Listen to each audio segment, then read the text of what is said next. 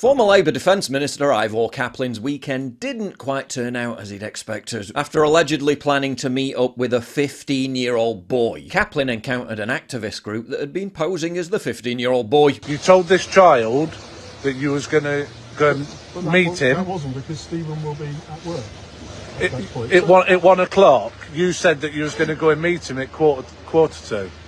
If we could. I don't know, trains, etc. Yeah, etc. you see. I don't know. But wait, but here's the slippery thing. You said you had no intention, but now you concede that actually, yeah, I might have been planning to take this child to meet Stephen. So you admit that that's what you were trying to do. Yeah, I think he might struggle to talk his way out of this one. I don't know his age. You know his age accurately. This child regularly. If I knew his actual age, this child. Know that, then I wouldn't do anything. Obviously. This child regularly told you that they were at school and they were doing school-related activities. Yeah, but that's not the same as knowing age. Kind of is though, isn't it? I have I want to ask him what his age is. Sounds like a question you should have asked before meeting him.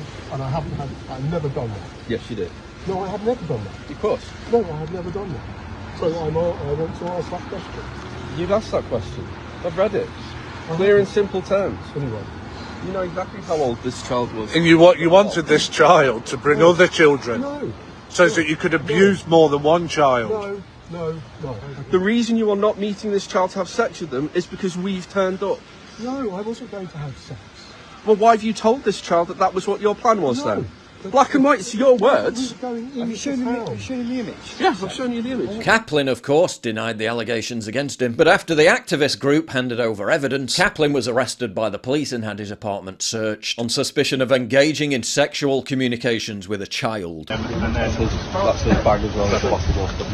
Yeah, I told you to get your bottle of water back. And sweets. Right, I'm just going to search you before we go anywhere, okay? How many layers have you got underneath The this? sweets in there as well. 3. Oh, that's smoggy. The sweets in the bag as well. There's nothing, there's no bottles. That's my phone. And what are we doing? Okay, is I am going to be seizing your phone at 12:38. Okay, and the purpose of that is I believe it holds evidence on that device. That was your shot. Now get a load of this, Chaser. The same guy, just days beforehand, was all over the media slamming Elon Musk for accusing senior Labour Party officials of being complicit in covering up the grooming gang scandal. What I am really against of what Musk has said, around obviously one of our very long-standing members, and also the Prime Minister himself. Those type of comments are not acceptable. Wait, let me get this straight. The same dude who expressed righteous moral indignation over Elon Musk complaining about nonce grooming gangs is caught and arrested on suspicion of noncing just a week later. She's done more over the years in terms of safeguarding than probably anyone else in the United Kingdom. Yeah, the same man who defended Jess Phillips for her role in safeguarding children is then himself caught allegedly trying to meet up with children. And he can't do that, and that's not acceptable. Yeah, I'm not quite sure you're the guy to be lecturing Elon on unacceptable behaviour, mate. I don't know. Trump's inauguration is just 1 week away. A president whose stated goal is to drill, baby, drill. Unlocking the US's vast riches. Contrast that to February 2021, just after Joe Biden took office, when the market cap of Giant Mining, ticker symbol BFGFF and the sponsor of today's video, was around 100 million. Today, Giant Mining has a market cap of 7 million US. After plummeting 93%, even after hitting its best ever drill intercepts in September. Giant Mining is 93% cheaper than in 2021. That's, in my view, a tremendous opportunity, especially given the recent passage of the Critical Mineral Consistency Act, which, if confirmed by the Senate, will ensure copper mine projects are eligible for the FAST-41 permitting process. Great news for Giant Mining, which owns a copper project in the world's #1 mining jurisdiction, Nevada, where in September they hit their highest grade drill hole ever and are poised to meet future demand, which experts say could soar. Giant Mining's flagship copper, silver, gold project in Nevada is called Majuba Hill. Historic underground mines at the Majuba Hill project produce significant quantities of copper, tin and silver for 50 years, and the infrastructure is already in place to help make Giant Mining the comeback king. aided by a rising US dollar, a pro-business determination within the Trump administration to bring America back, which includes elevating copper as a crucial defense industrial supply chain asset, and a company which was worth 100 million US dollars when Trump left office, and is only worth around $7 million today, 93% below its all-time high. Added to the fact that the company has no debt, added to friendly legislation which prioritizes copper, a clear departure from the shackles placed on the industry by the Biden administration, and a looming potential supply shortage. This is why all the reasons are there for me to be ultra bullish on giant mining, especially with Trump's inauguration signaling America is back, baby, just 1 week away. As ever, conduct your own due diligence, but in my view it's a great time to check out giant mining. Ticker symbol BFGFF via the link down below. Kaplan, pronouns in bio, had previously appeared as a guest speaker at a gay pride event, many such cases, and even encouraged parents to bring their children to such events. I like the fact that parents feel happy to bring their children of any age to Pride, and particularly the parade. And if they want to go on and to see the music, that's absolutely fine by me.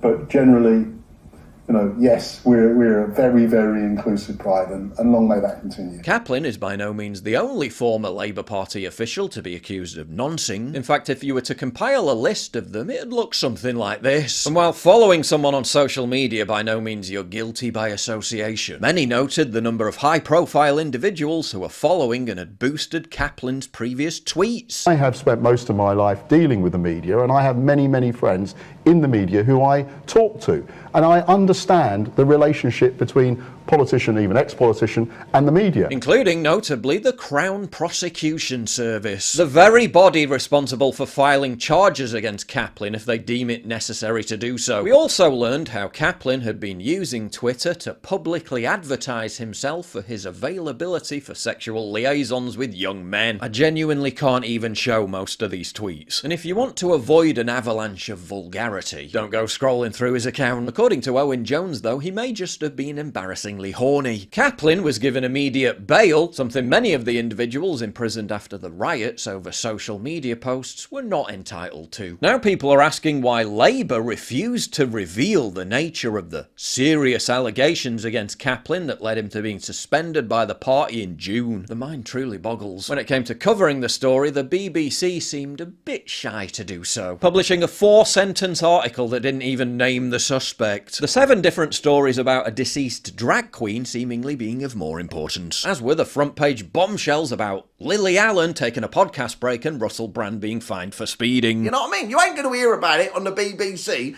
until they try and find a way of it being about him being gay and us being bigots. There's absolutely nothing on there. But I'll tell you what will happen.